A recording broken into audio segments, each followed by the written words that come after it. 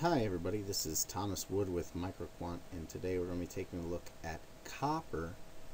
We actually had a pretty decent breakout that's happening this week in copper. If you look here at the weekly charts, you can see we had two different trend lines coming down. Okay, we had one starting all the way back on August 5th, 2011, and then connecting down. Ended up this week we broke through that one, and it intersected with another trend line that we had that started back on May 24th that ended up hitting right here, just about the exact same place. Now that ended up forming a really good resistance level.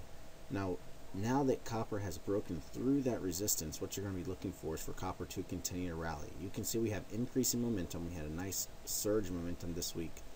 We broke through those two resistance levels. So the next spot or next stop for copper is going to be all the way up at about 3.63. That's going to be against a downtrend line here going across the top of these weekly highs, starting back in February 10th, 2012.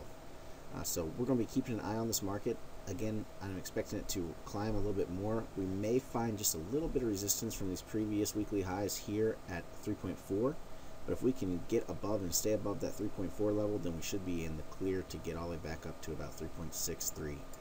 So again, watching for copper stay above 3.4. If we can, then we're in the clear to see copper continue to rally. That's all I have for today, and I'm going to go ahead and move into the premium video where we're going to be talking about an updated trade with gold. Same one we talked about yesterday, a little bit more of a development in that. We've now started to find a bit of a channel. So again, that's all for today. Hope you enjoyed it. Have a great holiday, and until next time, happy trading. That coming up this weekend on Saturday, so tomorrow, Mark Helwig is going to be talking about what to expect from the Fed with the recent activity in the Fed with Bernanke retired and everything, what that's going to do to the markets, what markets we expect to move from that. So keep in mind that starts tomorrow on Saturday the 28th.